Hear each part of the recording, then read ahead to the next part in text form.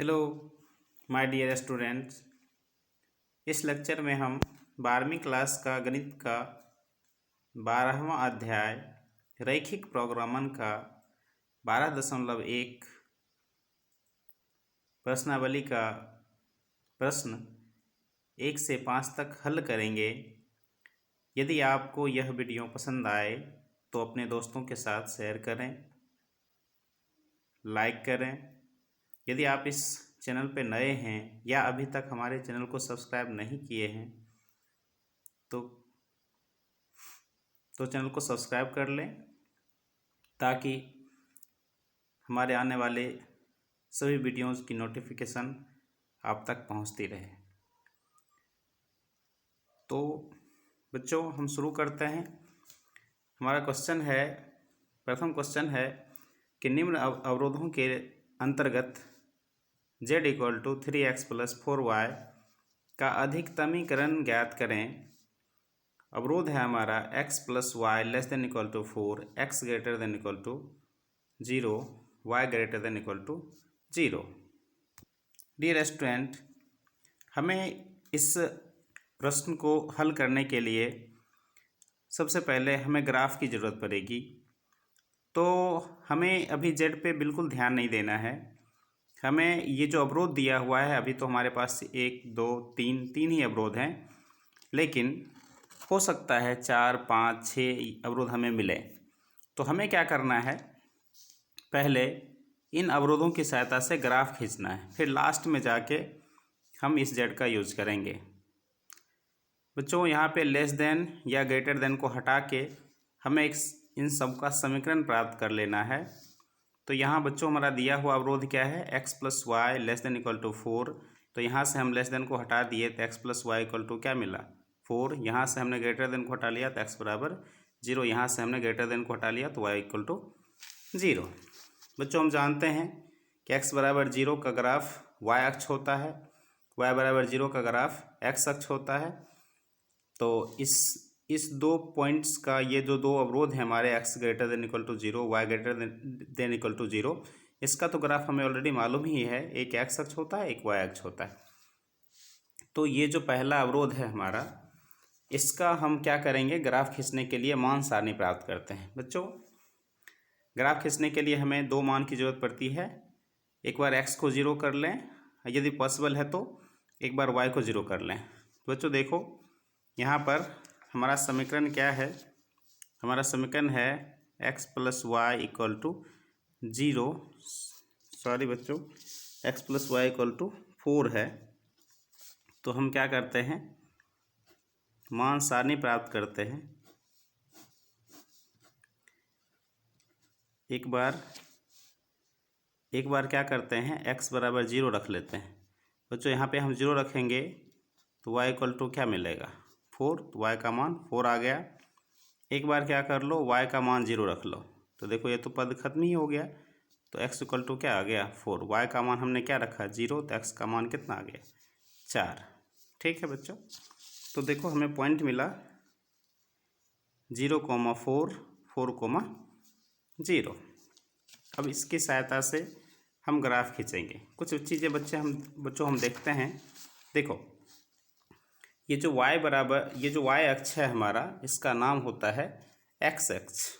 ऐसा क्यों बच्चों, देखो अगर y अक्ष पे कोई पॉइंट है तो उसका निर्देशांक क्या होता है, उसका क्वाड्रेंट होता है 0, y होता है ना।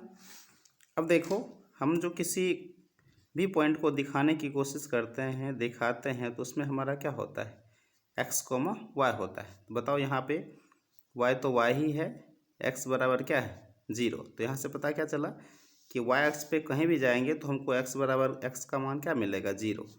तो यही हमारा क्या हो गया, समीकरण। इसी तरह बच्चों x अक्ष पे आते हैं तो हमारा पॉइंट क्या होता है, x, 0। तो हम जानते हैं कि x, y हमारा निर्देशांक होता है। तो यहाँ किसका मान 0 है बच्चों, y = 0। तो यहाँ से हमको मिल गया y = 0। तो x अक्ष का नाम क्या होता है, y = 0, y अक्ष का नाम क्या होता है, x = 0। ठीक है बच्चों, कुछ बातें और। बच्चों यहाँ पे एक्स ग्रेटर देन जीरो है। तो एक्स ग्रेटर देन जीरो का मतलब है बच्चों कि इस ग्राफ को नहीं छुएगा, इस ग्राफ को छोड़ के आगे बढ़ेगा, राइट साइड में बढ़ेगा। ठीक है, यही less than X less than equal to zero होता तो ये ग्राफ किधर जाती, लेफ्ट साइड आती, लेकिन ये वाई एक्स को टच नहीं करती।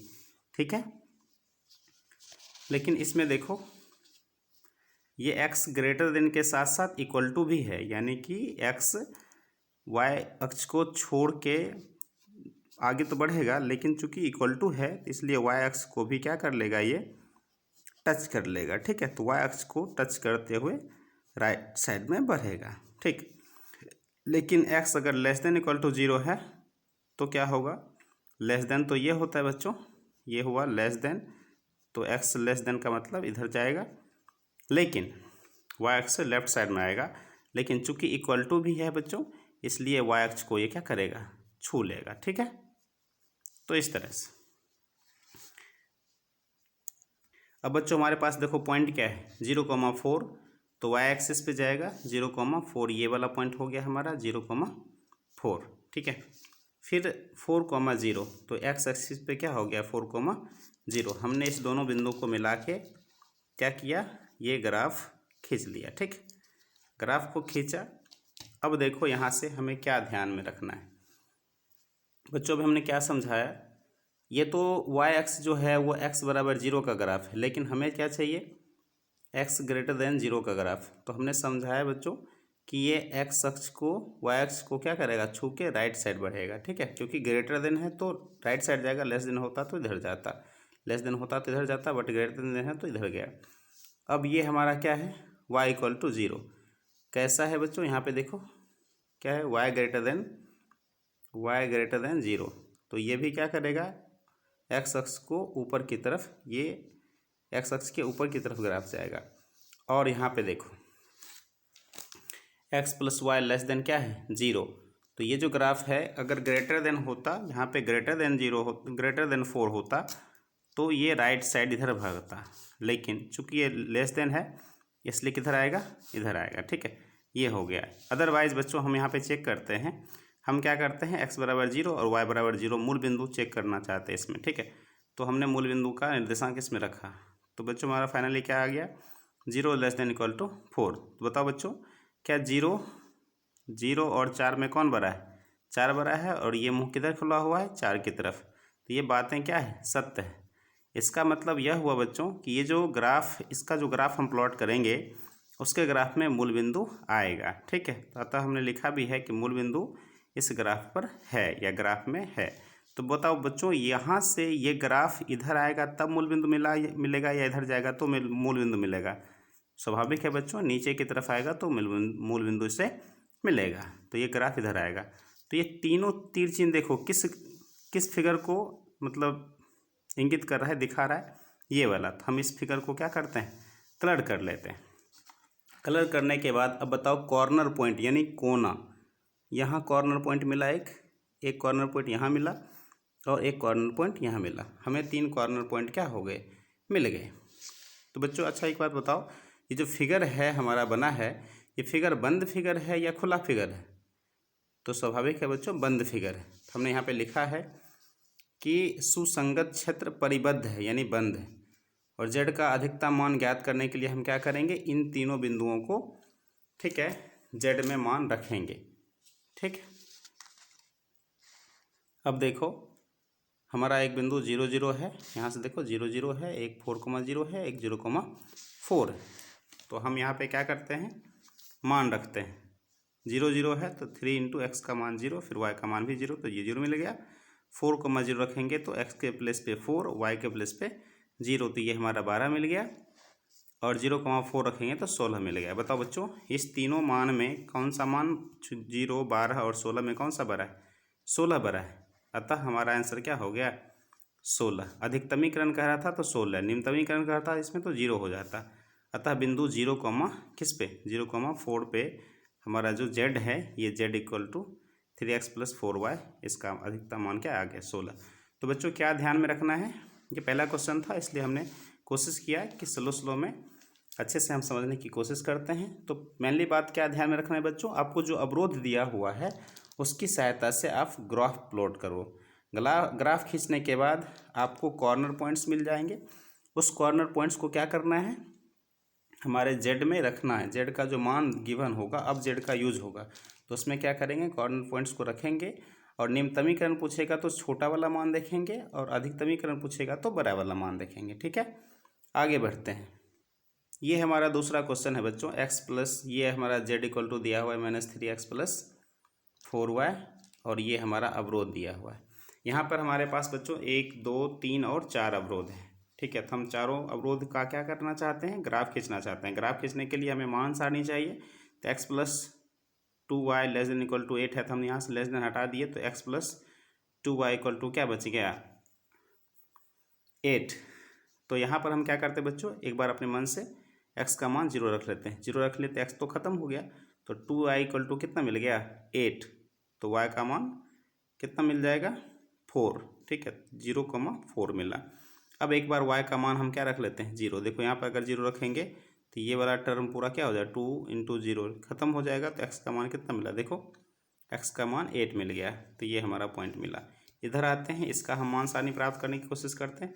बच्चों ये इसलिए आप लोगों को ज़्यादा टफ नहीं लगना चाहिए क्योंकि 10वीं में हम ग्राफ खींचना सीखे थे और वहाँ पे क्या था कि x और y का मान हमें ना प्राप्त करके एक सारणी प्राप्त करते थे, तब हम ग्राफ प्लॉट करते थे, इसलिए इसमें ज़्यादा दिक्कत होनी नहीं चाहिए। देखो x का मान एक बार 0 रखते हैं तो ये पूरा का पूरा पद क्या हो जाएगा, 3x ख़त्म हो जाएगा। तो 2y इक्वल टू कितना, 12। तो y का मान आ जाएगा 6। फिर आप क्या करो, यहाँ से y का मान रखो 0, तो ये पूरा टर्म ख़त्म हो जाएगा। तो x का मान कितना आ जाएगा, 4 तिया 12। तो x का मान, ये x का मान आ जाएगा 4।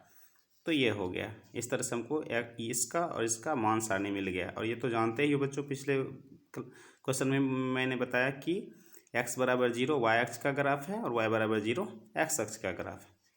तो हम आते हैं, देखो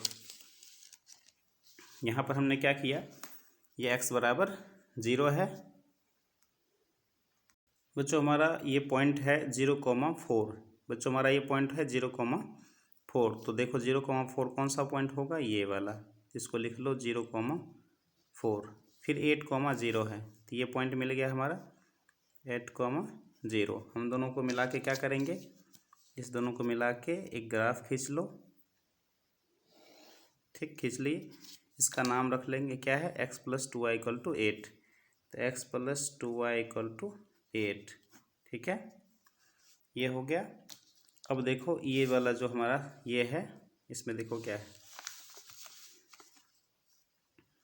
इसमें हमारा है 0,6। तो ये पॉइंट हो जाएगा हमारा 0,6। उसके बाद पॉइंट है 4,0। तो देखो ये पॉइंट हो गया हमारा 4,0। तो अब क्या करो, इस दोनों पॉइंट्स को, ये जो हमारे दोनों पॉइंट्स मिल गए, इसको मिला के हम क्या करते हैं, एक ग्राफ खींच लेते हैं। इसका नाम क्या है, देखो यहाँ से, इसका नाम है 3x plus 2y equal to 12। तो यहाँ पे लिख लेते हैं 3x, ये हो गया 3x plus 2y equal to कितना, 12।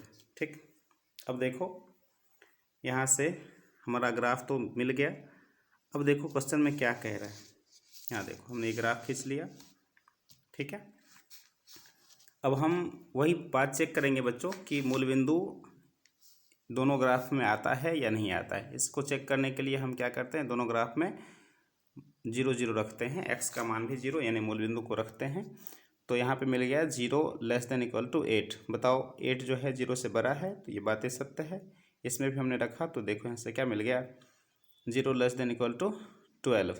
तो ये भी हमारा क्या हो गया, सत्य हो गया, ट्रू हो गया। इसका मतलब यह हुआ बच्चों कि दोनों ग्राफ जो है, दोनों जो हमारा समीकरण है उसके ग्राफ पर, ठीक है, ग्राफ में क्या मूल बिंदु आता है। तो बताओ ये दोनों ग्राफ किधर आना चाहिए, ऊपर जाना चाहिए, नीचे आना चाहिए, चूँकि मूल बिंदु की तरफ बढ़ना चाहिए इसे, क्योंकि मूल बिंदु के ग्राफ में है। तो ये वाला ग्राफ देखो, ये जो ग्राफ गया है, दोनों ग्राफ नीचे की तरफ आएगा। तो दोनों ग्राफ को हमने क्या दिखाया, नीचे की तरफ। ठीक है, उसके बाद हमें क्या चाहिए, x greater than equal to 0 का ग्राफ। तो ये तो y अक्ष किसका है, y अक्ष जो है x बराबर 0 का ग्राफ है, जबकि हमको चाहिए x ना ग्रेटर। तो ग्रेटर तो y अक्ष किधर जाना चाहिए, लेफ्ट साइड या राइट साइड, तो राइट साइड जाना चाहिए। देखो हमने तीर चिन्ह किधर दिखाया है, राइट साइड। फिर देखो ये जो है ग्राफ हमारा ये वाला ग्राफ है, ये है y बराबर 0, जबकि हमको चाहिए y ग्रेटर देन 0। बताओ ये नीचे आना चाहिए या ऊपर जाना चाहिए? ऊपर जाना चाहिए। तो हमने ये दिखाया, ठीक है। तो अब देखो ये चारों तीर चिन्ह जो हैं वो किस जगह को बता रहे हैं, किस एरिया को दिखाने की कोशिश कर रहा है? इस एरिया को। तो इसको हम क्या कर लेते हैं, कलर कर लेते हैं। उभयनिष्ठ क्षेत्रफल जो सब में सबके मिलने से बनता हो, हमने इसे कलर कर लिया। कलर किया तो बच्चों ये तो मूल बिंदु है जो मालूम ही था, ये और ये हमारे ग्राफ में पहले से शामिल है, ठीक। ये वाला पॉइंट जो है जिसमें ये दोनों ग्राफ क्या किया, ये इस पॉइंट को इंटरसेक्ट कर लिया। तो हमें यहाँ पे 2,3 जो मान आया है वो कैसा है बच्चों? आपको याद होगा 10th में कि जब हमारा कटान बिंदु मतलब दोनों समीकरण का हल, तो हम क्या करेंगे, ये इक्वेशन और ये इक्वेशन दोनों को विलोपन विधि से क्या कर लोगे, हल कर लोगे।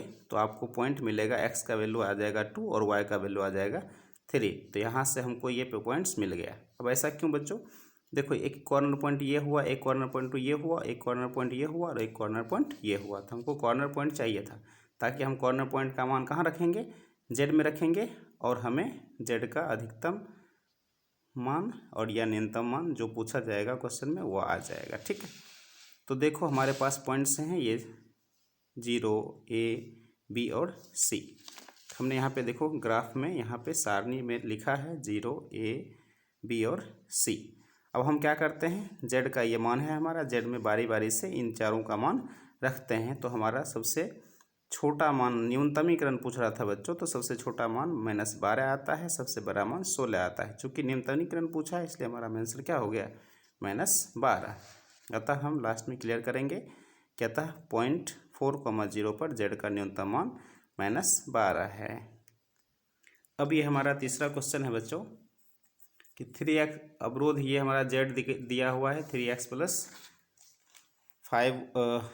5x + 3y, और हमारा ये अवरोध है 1, 2, 3 और 4 अवरोध दिए हुए हैं। हम फिर से क्या करेंगे बच्चों, हम इन अवरोध को जितना लेस देन इक्वल टू है हटा देंगे तो हमें समीकरण मिल जाएगा। यहाँ से हमने लेस देन हटाया तो ये समीकरण मिला, यहाँ से हमने लेस देन हटाया, ठीक है, तो हमें ये समीकरण मिल गया। यहाँ से हमने ग्रेटर देन हटा दिया तो x बराबर 0 मिल गया, यहाँ से हमने ग्रेटर देन हटा दिया तो y बराबर 0 मिल गया। इस दोनों का तो ग्राफ हम खींचते नहीं हैं बच्चों, पता ही है। हम जब ग्राफ प्लॉट करेंगे तो x अक्ष को y बराबर 0 x अक्ष को और x बराबर 0 y अक्ष को, ठीक है, दर्शाता है। तो यहाँ से हम इसके लिए मान सारणी प्राप्त करेंगे, ठीक है। तो मान सारणी प्राप्त करेंगे बच्चों, एक बार x बराबर 0 रख देंगे तो बताओ ये 5x क्या हो जाएगा, गायब हो जाएगा। तो 2y = 10, तो y का मान कितना आ जाएगा, 5 आ जाएगा। तो देखो हमने जब क्या रखा, x का मान 0 रखा, y का मान 5 आया। फिर y का मान हम 0 रख लेते हैं, y का मान हमने यहाँ पे क्या रखा, देखो 0 रखा, तो ये y तो ख़त्म हो गया। तो 5x = 10, तो हमारा मान क्या आ गया, 5, ये 5 दूना 10, तो x का मान 10 आ गया। इसी तरह से हम इसका क्या कर लेते हैं बच्चों, मान सारणी प्राप्त कर लेते हैं। फिर मान सारणी प्राप्त करने के बाद देखो हमारा पॉइंट क्या है, 0,3। तो यहाँ पे हमने क्या दिखाया, 0,3, इस पॉइंट को दिखा लिया। फिर है 5,0, तो देखो ये पॉइंट्स क्या हो गया हमारा, 5,0, ये वाला पॉइंट्स, ठीक है। तो हम इस दोनों पॉइंट्स को क्या करते हैं, आपस में मिला लेते हैं, ठीक। ये ग्राफ एक हो गया। फिर इधर आओ, 0,5 है तो 0,5 ये पॉइंट्स हो गया, ठीक। फिर है 2,0, तो 2,0 ये पॉइंट्स हो गया। फिर हम इस दोनों मान को क्या करते हैं, मिला लेते हैं, तो हमको ये ग्राफ ये मिल जाता है, ठीक है। अब हमने जब इसे प्लॉट कर लिया, ठीक है बच्चों, यहाँ पे हमने चेक किया है। देखो चेक करो, कर भी सकते हो और नहीं भी करें तो भी हमारा बन जाना चाहिए। देखो ये क्या है, 3x + 5y। अब देखो 3x + 5y, 3x + 5y = 15 का ग्राफ ये है। अब बताओ लेस देन है या ग्रेटर देन है, ये लेस देन लिखा हुआ है। देखो यहाँ पे क्या है, लेस देन। तो लेस देन है तो ग्राफ नीचे आएगा, और ग्रेटर देन होता तो ग्राफ ऊपर जाता। चूँकि लेस देन है तो ग्राफ कहाँ आएगा, हमने ये तीर चिन्ह किधर दिखाया, नीचे की तरफ, देखो रेड वाला नीचे की तरफ। अब ये वाला जो हमारा है ये किसका ग्राफ है बच्चों, यहाँ पे लिखा हुआ है देखो नीचे, ये वाला ग्राफ जो है हमारा 5x + 2y = 10 का है। अब सवाल उठता है कि ये ग्राफ राइट साइड जाएगा या लेफ्ट साइड आएगा। तो यहाँ पे देखो लेस देन है इसलिए क्या आएगा इधर लेफ्ट साइड। देखो हमने तीर चिन्ह दिखाया लेफ्ट साइड, ठीक। तो ये लेफ्ट साइड हो गया। और बताओ ये हमारा क्या है x = 0। वाई एक्स किसका ग्राफ होता है x = 0 का।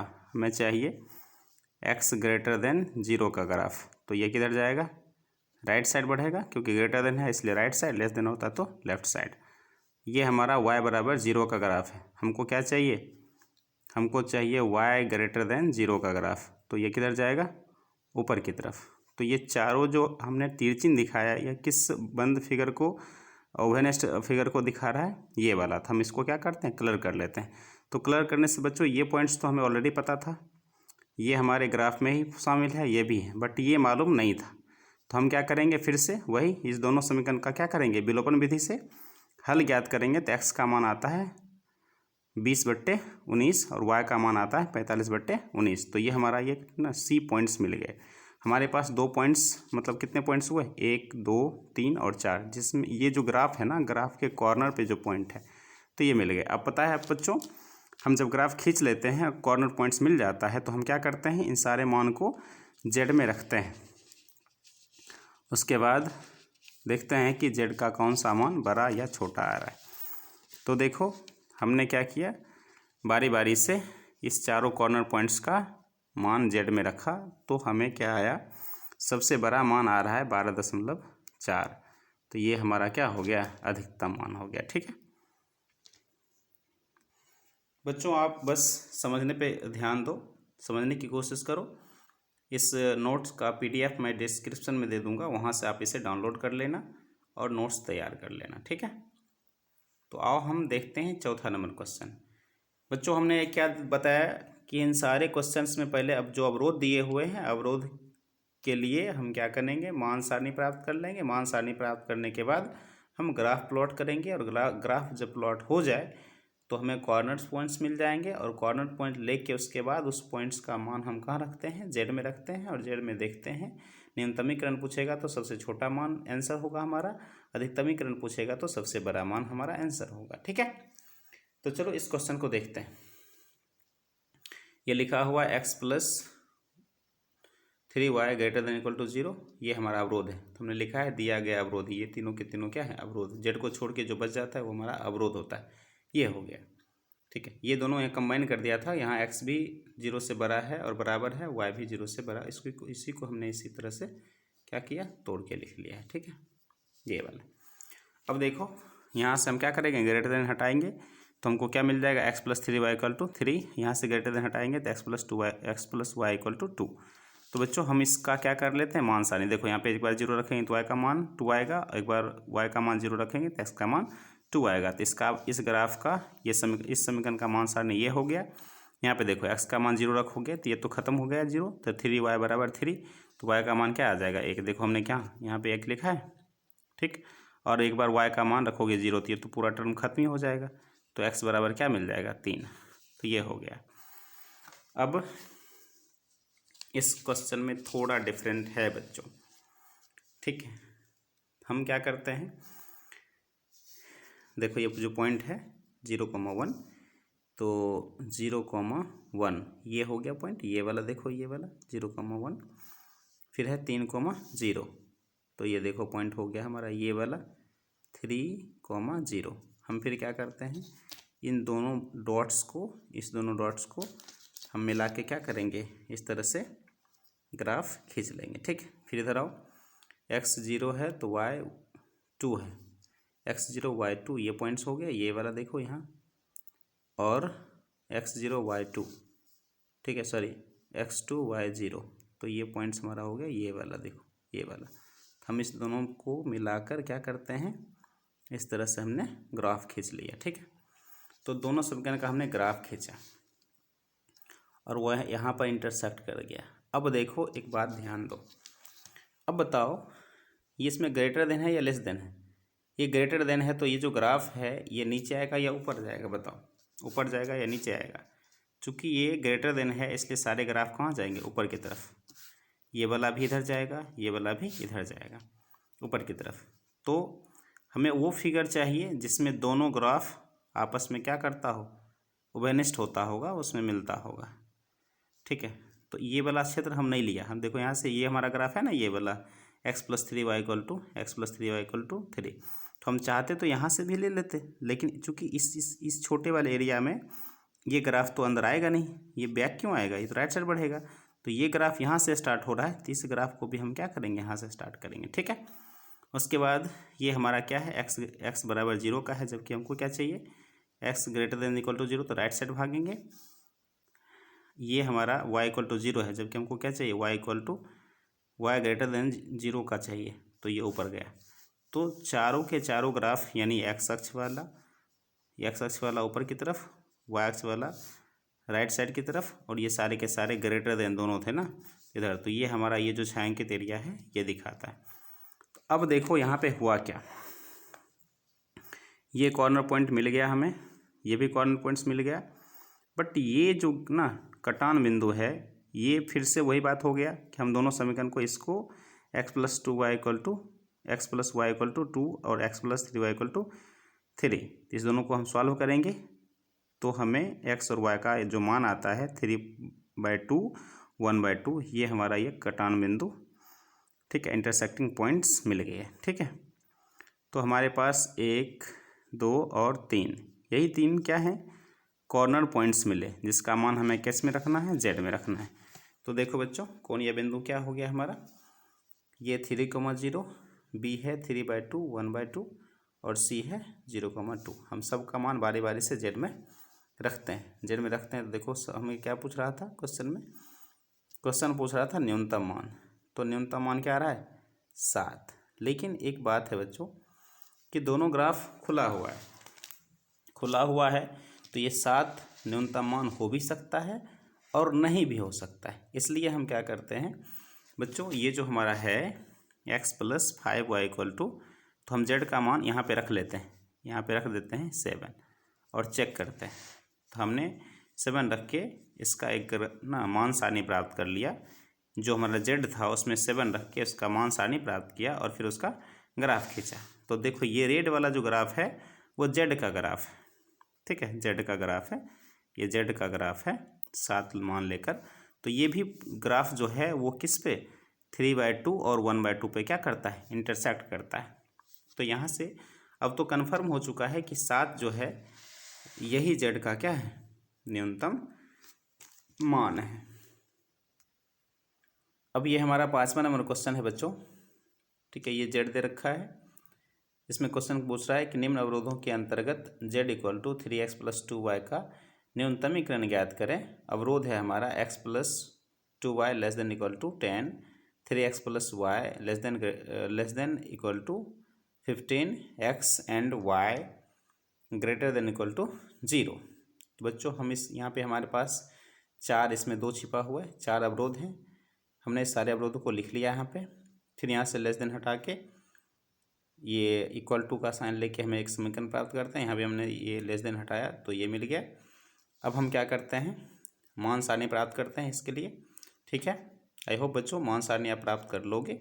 ठीक है, तो 10th वाला है, यहाँ से x का मान 0 रखेंगे तो y का मान 5 आता है, y का मान 0 रखते हैं तो x का मान 10 आ जाता है। इसमें x का मान 0 रखोगे तो y बराबर कितना मिल जाएगा, 15, और y का मान 0 रखोगे तो 3x, देखो यहाँ 0 रखोगे तो क्या हो जाएगा, 3x = 15, तो x का मान निकल जाएगा 5। तो ये हो गया। अब हम क्या करते हैं बच्चों, इस दोनों मान सारणी की सहायता से क्या करते हैं, ग्राफ खींच लेते हैं। ये देखो हमने क्या किया, दोनों की सहायता से ग्राफ खींच लिया। अब ग्राफ खींचने के बाद हमें देखो यहाँ पे क्या है, इसमें देखो लेस देन है, दोनों लेस देन है तो ग्राफ नीचे आएगा या ऊपर जाएगा, बताओ। ये लेस देन है तो नीचे आया, तो ये तीर चिन्ह हमने किया कहाँ दिखाया, नीचे की तरफ। ये जो ग्राफ है इसमें भी दोनों ग्राफ में लेस देन का, हमारा अवरोध में लेस देन था, तो ये देखो लेस देन है तो राइट साइड जाएगा या लेफ्ट साइड आएगा, तो लेफ्ट साइड आएगा, हमने तीर चिन्ह यहाँ दिखाया। फिर अब देखो, अब जानते हो कि ये x = 0 का है, जबकि हमको चाहिए x > 0, तो राइट साइड, तो यहाँ तो हम नहीं लेंगे क्योंकि यहाँ पर एरिया है ही नहीं, तो यहाँ पे है और ये है, तो हमारा ये बाउंडेड एरिया मिल गया। फिर से बच्चों ये पॉइंट्स और ये पॉइंट्स तो मिल गए, मूल बिंदु ए और ये सी मिल तो गए, बट ये बी नहीं पता था हमें। तो फिर से क्या करेंगे, कटान बिंदु कैसे निकालते हैं, 10th में हम जानते थे कटान बिंदु कैसे निकलता है। ये एक सिंगल L1 है, L2 है, तो दोनों को हम विलोपन विधि से, प्रतिस्थापन विधि से या बीजगणन विधि से या ग्राफीय विधि से हम क्या करते हैं, हल ज्ञात करते हैं। तो यही हमारा x और y आता है। x = 4 आया, दोनों को हम सॉल्व किए तो y = 3 आया। तो ये हमारा पॉइंट्स मिल गया। तो हमारे पास 1 2 3 और 4 पॉइंट्स हैं जिसका मान हम z में रखेंगे। ठीक है, तो हमने z में ये मान को रखा। ठीक है, तो z में हम इस मान को रखते हैं तो 18 जो आया सबसे बड़ा मान आया, और क्वेश्चन में अधिकतमीकरण पूछ रहा था, इसलिए हमारा ये आंसर हो गया। ठीक है बच्चों, आज के लेक्चर का ये अंतिम क्वेश्चन, छठा क्वेश्चन। हमने क्वेश्चन में वीडियो के शुरू में बोला कि 1 से 5 तक करवाएंगे। चूँकि हमारे पास नोट 6 नंबर क्वेश्चन तक बना हुआ है अभी, तो हम छठा नंबर क्वेश्चन भी कर लेते हैं। हमारे पास ये अवरोध दिए हुए हैं, ये जेड है, ये 3 अवरोध हमारे पास।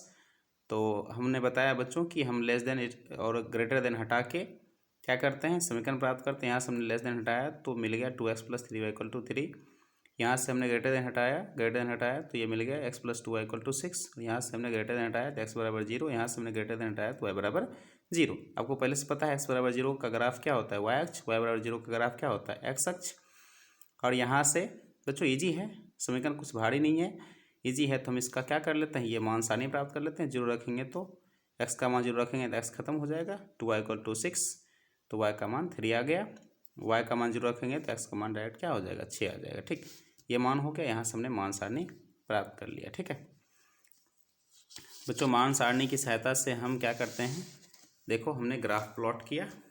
ठीक है, अब लेकिन ग्राफ दोनों समीकरण का हमने खींच लिया बच्चों। ठीक है, अब देखो क्वेश्चन में ये कह रहा है कि ये दोनों के दोनों क्या लिखे हुए हैं क्वेश्चन में, देखो ग्रेटर देन है।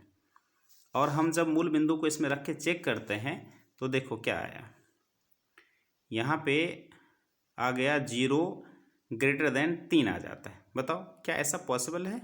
नो, ये असत्य है। इसका मतलब यह हुआ कि ये मूल बिंदु की तरफ ये ग्राफ आएगा ही नहीं, मूल बिंदु से कहाँ जाएगा, दूर जाएगा। ठीक है, इसमें भी वही बात हो रहा है, 0 ग्रेटर देन इक्वल टू 6 आ रहा है जब हम x का मान 0 y का मान 0 यानी मूल बिंदु चेक करना चाहते हैं। तो ये भी असत्य है। इसका मतलब ये भी दोनों के दोनों ग्राफ जो हैं वो मूल बिंदु की तरफ नहीं आएंगे, मूल बिंदु से दूर जाने की कोशिश करेंगे।